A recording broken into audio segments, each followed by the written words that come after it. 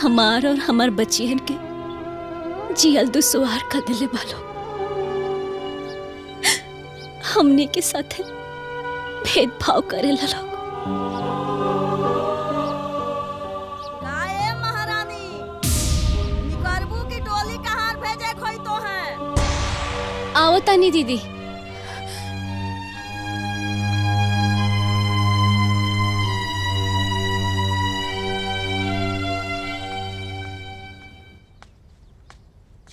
हाँ दीदी, रोआ बुलावनी है।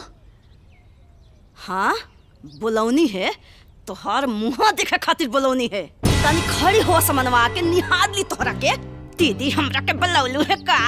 अरे घर के सारा काम पड़ल बा, झाड़ू पोछा बर्तन कुल पड़ल बा, ना भइल बा उ क्या करी? नौकर चाकर लगल बाड़े यहाँ, क्यों करी है आके?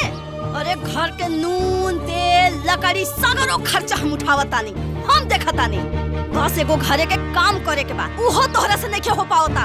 अब हमहू तोहरा के खोट के खियाई। दीदी ऐसन काहे कहतानी रोवा? अरे घर के सारा काम तो हम ही करी लेना, तो हम कर ले अब ना। रवा काहे परेशान होता नहीं? कर ले हब ना, ओके कर ही के पड़ी। अब सुन ल कान खोल के, ज्यादा लापरवाही ना अब हमरा से बर्दाश्त ना होई। ध्यान से समझ ले बात के।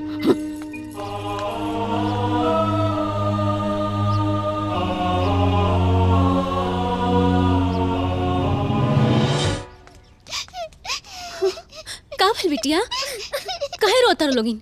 हाँ अरे बोला। मम्मी दादी हमनी से सब काम करवावेली और हमनी के डांटे ले भी। हाँ मम्मी, हम दादी से कुछ न कहनी तब वो डांटी है। जाए द बिटिया, तुहा लोग के दादी बाड़ी ना, दादी के डांट में भी प्यार होखेला। चुप हो जा, चुप। अच्छा माई धिया सब जंगल चोरे बाड़ू लोग। एगो काम कहदा त नाक मुंह फूले लागता, बाकी खाए के भर भर थरिया ठूस लेवे के बा। तू भाग मनावा कि हमार घर आ, न त बहर के बिया बिनत रहे तू।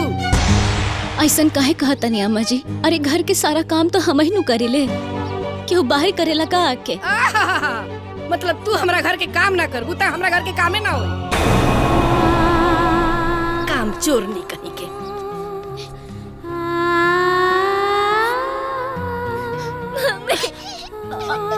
अरे बिटिया, हमरा के आइसक्रीम दाना। ए बाबूजी, बच्चा के कितना वाला आइसक्रीम दे दी? अरे मर्दे, जौन तोहरे पास सबसे बढ़िया वाला बा दे दा ना। एक लौता पोता बा हमार, घर के दुलरुआ, सगरो ताल में एक के न रही बा। 10 वाला बा बाबूजी। अरे मर्दे का बकैती करत आड़ा, दे दा। हाँ ला, जा खा ला। हाँ बेटा, हाय ले पैसा दे दे उनके।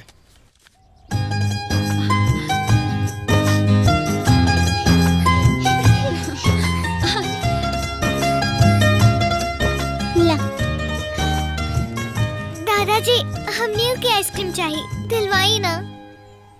अरे बेटा, पहले आल होतो तो दिया देती। ना हमके चाहिए, काहे भैया के दिलवाई बा, हमके भी दिलवाई। अरे भाई कहता नहीं ना कि हमरे लगे पैसा नहीं खे। बड़का पापा हमने के आइसक्रीम दिलवाई ना। हाँ हाँ हाँ। अरे बेटा, हमरे पास तो पैसा नहीं खेबा, बाबूजी दिला दा। ए मर्दे जी, तनी 5 वाला दूठ दे दा इनके। जा बेटा। हाँ हाँ, जा, जा जा। ए दे दा भैया। जा तू जा। अरे बेटा, लेके बैठल रहबा कि खइबा? ला बिटिया। तू ला। ई देखा, ऐसे खोलल जाला एकरा के। अंकल अंकल, अच्छा वाला दाना अंकल, जौन भैया खात रहले वो वाला दा। अरे बिटिया, वो महंगा वाला बा। अच्छा वाला दाना अंकल, प्लीज दा हमनी के, प्लीज अच्छा वाला दा। और पैसा लगी ना ओकरे खातिर। जौन मिला था ना तुम खासन, दूसर ना मिली।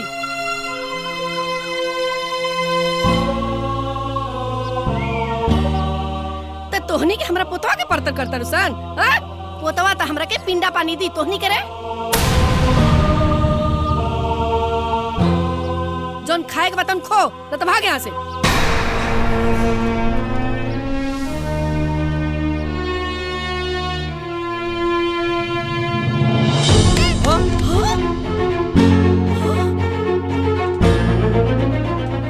देखा कर। अरे देखी देखी यानी के दावा, अरे बिद्दा भर के बाड़ी सन, लेकिन तेवर आकाश छुआ ताटे। मम्मी का भइल बेटा? दादाजी हर्षित भैया के सबसे अच्छा वाला आइसक्रीम दो बोले और हमनी के सिर्फ 5 रुपए वाला। हमनी के अच्छा वाला आइसक्रीम चाहिए मम्मी। कोनो बात ना बेटा, अब उहे खाला लोग। जब हमरा लगे पैसा होई तब हम तोहलो के अच्छा वाला आइसक्रीम खिया देब, ठीक बा? अब अभी जा खेला लो।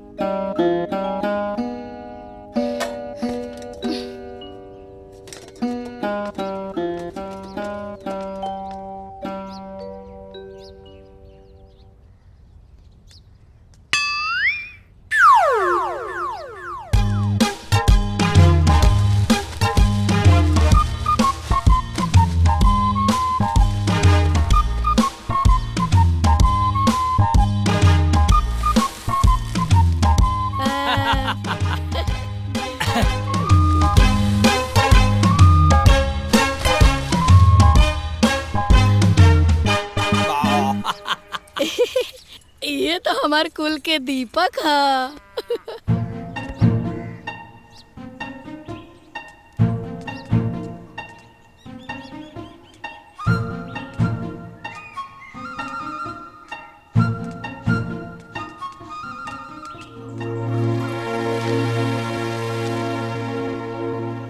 अंकल रुके रुकी रुकी, ये गेहूं लेके हमनी के अच्छी वाली आइसक्रीम दे दा। रुक, ये कर तुम सर कुछ की चोरी कर लो सन।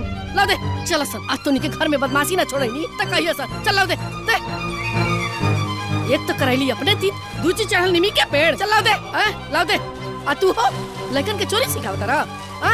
ए चाची हमार कौन गलती बा? बच्चा लोग जन देत ला तो हम लेतर नहीं हा। अच्छा लेत रही है, बड़ा अच्छा कैला हवा। मना ना कर सकत रहा हवा। सुना, बच्चा जान के बकावत रहा। आज के बाद ही गली में लौकिया मत, ऐसे करे कोई तो। चल जा, चल सरे, चल।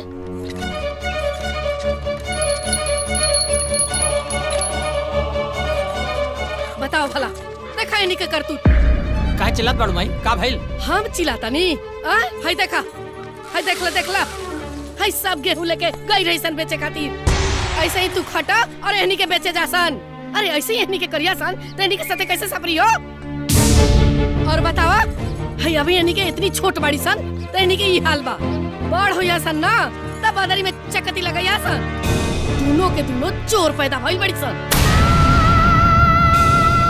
तो का करबू? जैसन जड़ होई वैसे ही पनपी ना। और जैसन जड़ी वैसन बिया, और जैसन माई वैसन धिया।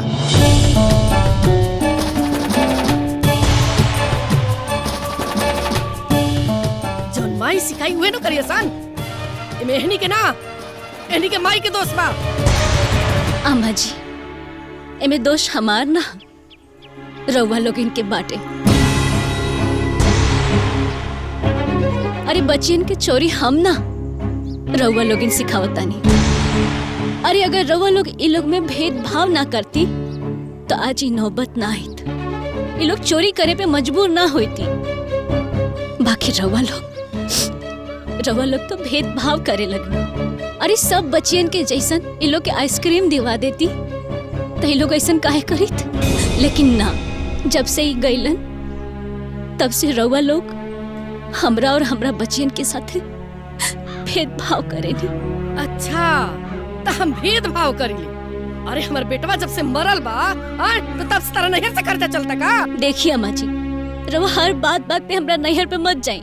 अरे हमार खर्चा हमार नैहर वाले काहे चलाई? अच्छा, तब तू हमार जवानो पकड़बू ना, हम ही सब करी। हमरे के आके दिखाईबू। ए कान खोल के सुन ला, ठीक से तरह जा रहे के बा तो रहा, ना तो रास्ता देखा अपन। भाई देखू रे, हमरे बिली हमरे से मियाँ।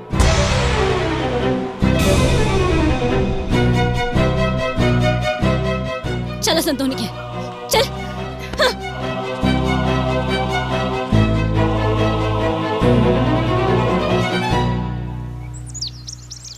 मम्मी, भैया के एडमिशन कॉन्वेंट स्कूल में भइल बा, हमनियों के करवा देना। हाँ मम्मी, हमनियों ओइजे पढ़ल जाई। देखा बिटिया, गोलू भैया के पापा के पास पैसा बाटे, उ पढ़ा सकेले। हमरा लगे इतना पैसा नहीं खे कि तुहां लोग के हम पढ़ा पाई। तू लोग जहाँ पढ़त तारू उहे पढ़ा। ना, हमने ओइजे पढ़ल जाई। मम्मी, तहार पास पैसा नहीं खे? बड़ी पापा से कह के करवा देना। बिटिया, अगर वो लोग ए लायक रहित तो कोनो परेशानी ना रहित। बाकिर हम कुछ ना जाना तानी, हम ओइजे पढ़ब। हाँ मम्मी, हम ओइजे पढ़े जाई। हमने के ओइजे पढ़े जाई। अच्छा ठीक बा, शांत हो जा, शांत हो जा।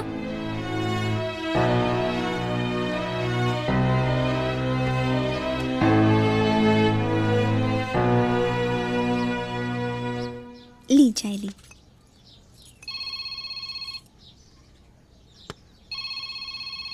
राधा बहनी के फोन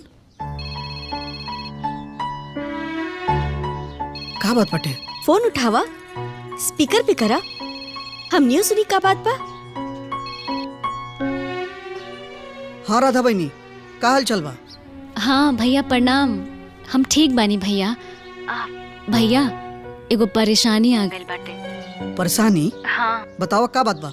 उ कहा कि हमर जेठानी जी अपन लइकवा के नाम कन्वेंट में लिखौले बाड़ी। अब ओही के देख के चिंकी मिंकी भी जीत करता लोग कि हम ओही स्कूल में पढ़ब।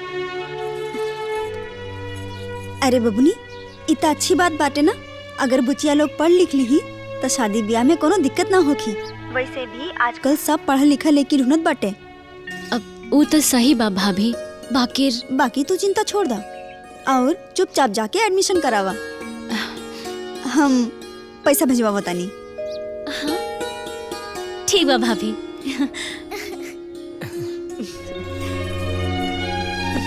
ठीक बा बहनी, रखा।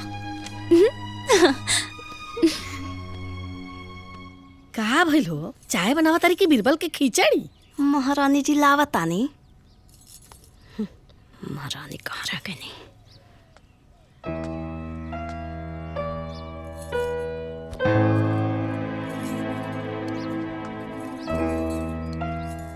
अम्मा जी, चिंकी मिंकी के एडमिशन गोलू के स्कूल में करवा दी।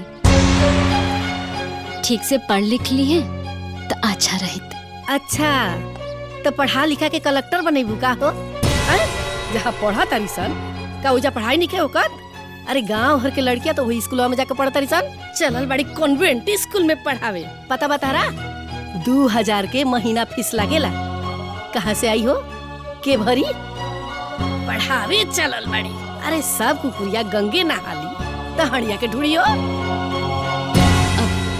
अम्मा जी, रवलो खाली एडमिशन करा दी, फीस हमार भैया भरती हैं।